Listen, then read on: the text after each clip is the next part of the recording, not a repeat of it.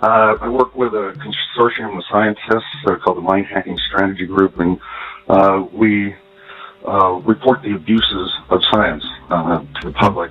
A lot of this is top secret technologies that the general public isn't aware of, and in particular we focus on mind control technologies. I've recently published a book with these guys titled Project Soul Catcher, and it's Secrets of Cyber and Cybernetic Warfare. The framework that's being used in a lot of these human experiments on the public is that of computer science hacking, hacking into individual minds or a population. Cybernetics means the art of steering and control.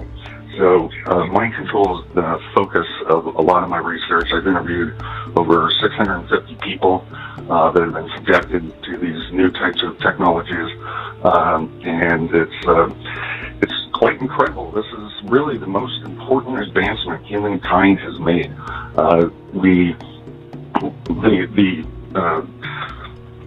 technologies can be used for good or evil, but in this case, right now we see the militarized applications, the weaponized applications of it, but it will change the world far more than the internet, cars, or penicillin combined. This is a major technological paradigm shift of how humans view themselves. There's definitely a pattern that each target goes through, and so it's important to divulge those. There's a lot of trickery involved. The art of war is really the art of deception. There's one colonel that said, you can find to Dr. Frey, you can find a way to pipe voices into people's heads, I will find a way to talk them to their gut. So they've been thinking about this for a long time, and it involves a lot of different sciences. It's fascinating. To scale this, it involves a lot of artificial intelligence.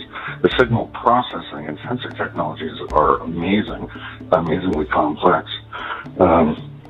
So one can really spend a lifetime researching this, both from a victim standpoint, the perception, as well as on the technological standpoint.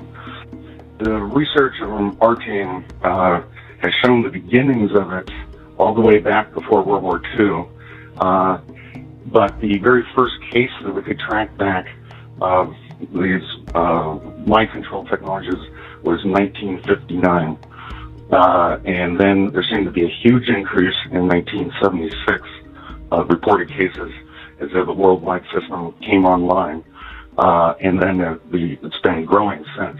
The number of people that are claiming that they're being grabbed for human experimentation and mind control specifically in the last years, and it seems to be in line with Department of Defense budgets.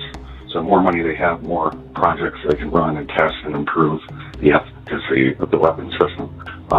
If you can do it wirelessly without EEG probes, then you literally can control every human with a nervous system on Earth, and even other animals with nervous systems. And so it's considered one of the most coveted weapon systems, where it has dial-in lethality, take control of the enemy's thoughts and opinions. You can use it on your own population, control voting and mass opinion. It has a very wide range of applications that they're researching. And I think the reason that really Dr. John Hall and myself have do a lot of radio shows is just to help the public become more informed. What are these technologies, that they really exist, and that the U.S. government has a long history of using humans in experimentation. The human consciousness has been deciphered on the most part, and this opens Pandora's box in a lot of ways. One of the weapon systems, called Satan, stands for Silent Fascination Through Dapping Networks, and these are neural networks. They used to be, it came out of the CIA's programs on MK-Ultra behavior modification. Now, you can just simply cause pain in a person when correlated with some action. Well, you can alter behavior, but they've taken us many steps past that. They can replay very specific pains into a person. So you can imagine an MP3 player that has recorded brainwaves of pains of people being shot, burned, and other kinds of tortures. You can literally replay those into the enemy's mind. Full mind melding, in a sense. It's a great interrogation tool. So if you saw a movie called Inception, and that's where they try to get into the person's head, plant ideas, pull out information. That's all exactly where the technology is at. It has a lot of downfalls that, it doesn't work well with some people, and that's why they're trying to improve it.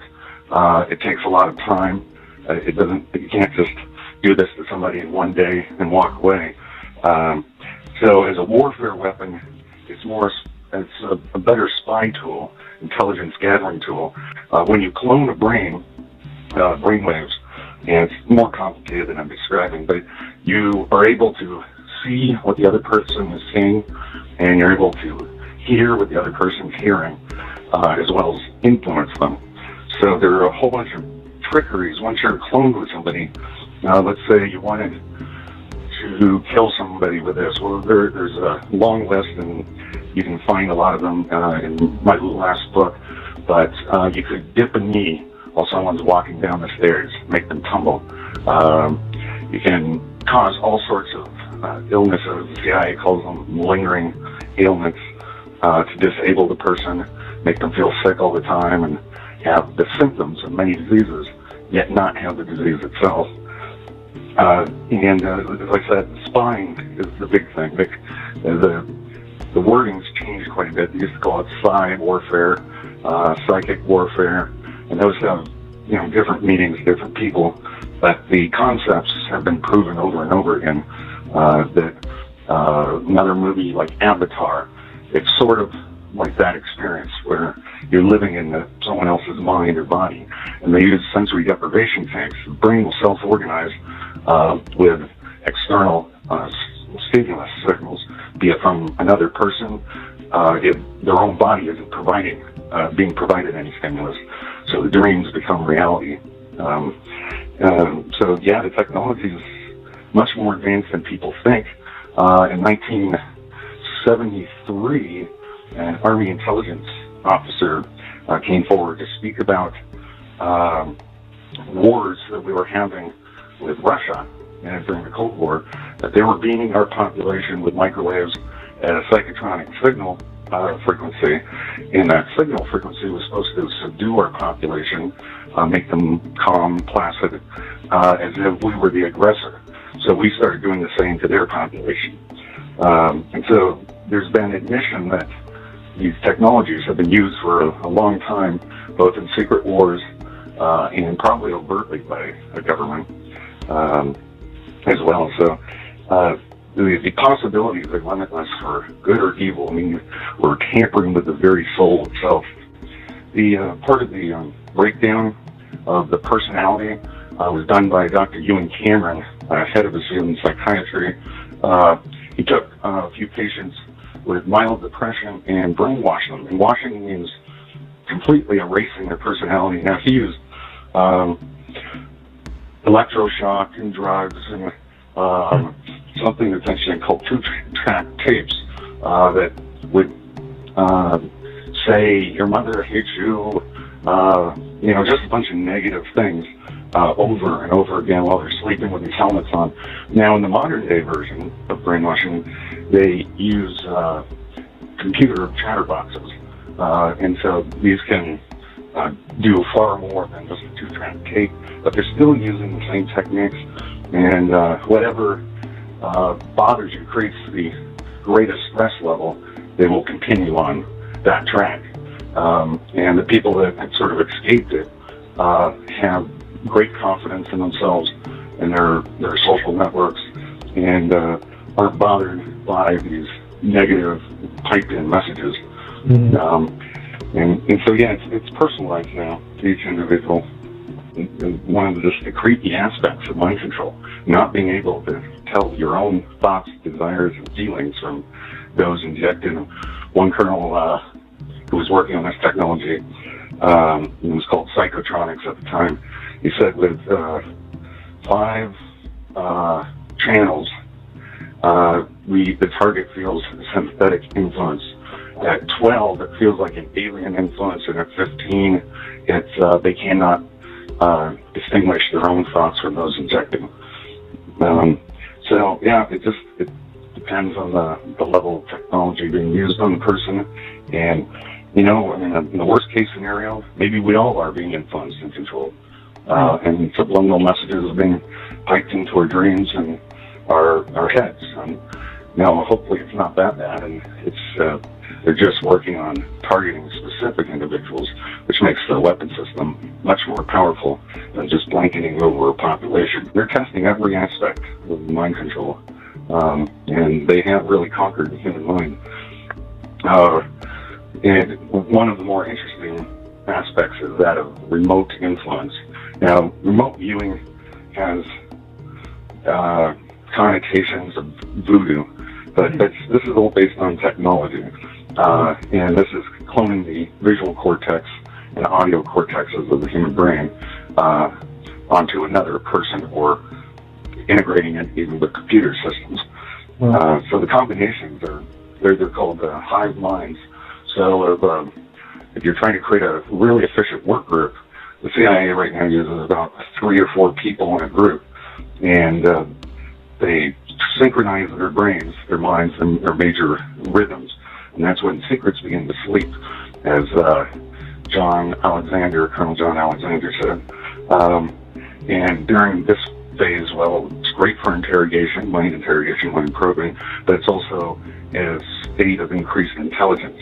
You're, in a sense, adding brain tissue, but wirelessly, virtual neurons to each of the participants. You can see that might be a great swarm theory, they call it, by the RAND Corporation, or Beowulf clusters. Wolf clusters is another term that's used, where you can network human beings faster than you would through cell phones, for example. And there's no evidence of it. So the brain itself is the receiver, and the active sensing technologies are able to pick that up. And so there's no evidence that they're in some sort of spy group or black ops mission. So it's used, it's being tested for that as well. In the experimentation, there are people we found that just get B2K, and the B2K is only positive, although that's a rare case. Usually it's always negative messaging. Some people get tortured. Some people get both.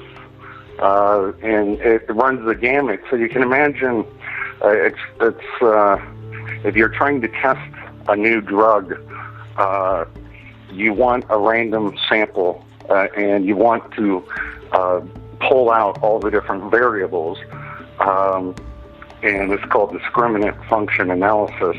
And so you want to test it on different people in different types of variations of the hypnosis, of the mind control, of the stalking, and to see what is most effective. And they've found a way to automate it and literally ramp it up, and I think that's one reason why we're seeing more TIs. It could be also that more TIs have access to the internet, and that's helping people get together and share notes. But it does look like it's being ramped up. Yeah, and to me it looks like it's going more toward a societal or a large span of people, crowd control, the thought control of a nation type of thing. I mean, that's right. It's not going to just be, controlling this one and that one individually. It almost seems like it's got to go nationwide or even worldwide. This is more effective than normal propaganda. You can affect people while they're sleeping and working. They don't even need to shut off their televisions to get programming. So every country in the world, of course, their goal is to shepherd their people into one conformed thinking pattern. You can understand why this is so top secret. The very concept of free will is destroyed. We've been debating this for thousands of years, and to have that argument finalized, well, all of Western philosophy, and from Crime and Punishment to religion, relies on this concept of free will. They can't just announce it and then say, oh, by the way, we've been running torture experiments on people all around the world. There is a weapon system discussed in my book called Satan, and it stands for Silence is Fascination Through Adapting Networks.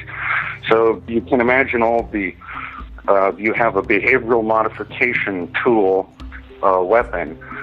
You can have dial-in lethality simply by manipulating the humans themselves to hurt themselves.